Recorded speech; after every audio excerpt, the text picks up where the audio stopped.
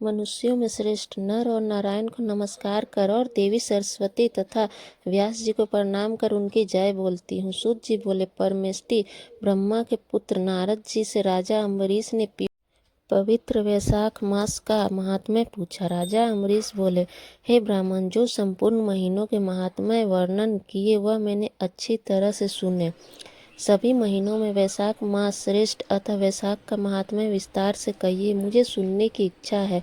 यह मास विष्णु भगवान को प्यारा क्यों है और इसमें कौन कौन धर्म कार्य उन्हें प्रिय है? क्या दान करना चाहिए, उसका क्या फल होता है? ये सब कार्य किस देवता को प्रसन्न करने के लिए करना चाहिए? इस माह में करने योग्य काम क्या है? कौन से कार्य विष्णु भगवान को प्रिय है? इसमें क्या दान करना चाहिए, उसका फल और उद्देश्य क्या है? इस मास में किन वस्तुओं से भगवत पूजन करना चाहिए? हे नारद, यह सब मुझे विस्तार से सुनाइए, मैं श्रद्धा से सुनूंगा। नारद जी बोले, हे राजन, सभी महीनों का महात्म्य पहले विष्णु जी ने लक्ष्मी जी से किया था, जो मुझसे ब्रह्मा जी ने कहा। सब महीनों में कार्तिक माघ और वैशाख मास श्रेष्ठ है। इन तीनों में भी वैशाख मास सबसे श्रेष्ठ माना गया है। यह महीना माता के समान सब जीवों को अभिष्ट फल देने वाला है। इस महीने में दान, यज्ञ और तप करने से सब पापों का नाश हो जाता है। यह महीना धर्म, कर्म, यज्ञ और तप का सार है। इसका देवताओं पर भी प्रशंसा करते हैं। यह मास विद्याओं में वेद विद्या के समान, मंत्रों में प्रणव, वृक्षों में कल्पवृक्ष, गौओं में कामधेनु, नागों में शेष, पंछियों में गरुड़ के समान है। देवों में विष्णु, वर्णों में ब्राह्मण, प्रिय वस्तु में प्राण और मित्रों में भार्या के समान है।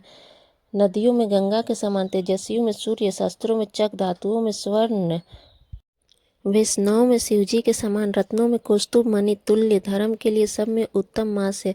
इस मास के समान विष्णु भक्त उत्पन्न करने वाला और कोई महीना नहीं है।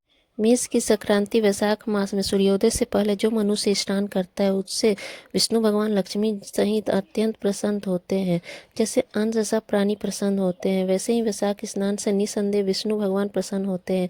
वैशाख स्नान करने वाले मनुष्य और उनका अनुमोदन करता है, वह भी सब पापों से छुटकारा पाकर विष्णु लोक जाता है। मेष राशि के सूर्य में प्रातः काल एक बार स्नान कर कर जो मनुष्य अहिंग करता है वह महापापों से छूटकर विष्णु लोक पाता है। वैशाख मास में स्नान करने के लिए जो मनुष्य एक पग भी चलता है उसे 10,000 अश्वमेध यज्ञ करने का फल मिलता है, इसमें संदेह नहीं। वैशाख स्नान के लिए धनुष से बराबर भी जो मनुष्य चलता है वह संसार के बंधनों से छूट वैकुंठ धाम को जाता है। वे सब नगर बाहर के थोड़े से जल में ही रहते, अर्थात वैशाख मास में स्नान के लिए किसी तीर्थ में न जा सके तो नगर के बाहर किसी जलाशय में स्नान करना चाहिए। यम की आज्ञा से शास्त्रों में लिखे पाप उसी समय तक गरजते हैं जब तक मनुष्य वैशाख नहीं करता है। राजन, विष्णु भगवान की आज्ञा से वैशाख मास में तीर्थ देके अर्थात अधिष्ठा देवता सूर्योदय से 6 घड़ी तक जल के बाहर मनुष्यों के हित के लिए ठहरते हैं। हे राजेंद्र, उस समय तक भी जो लोग स्नान के लिए नहीं आते वे उनको दारुण श्राप दे अपने स्थान को चले जाते, इसलिए वैशाख का स्नान अवश्य करना चाहिए।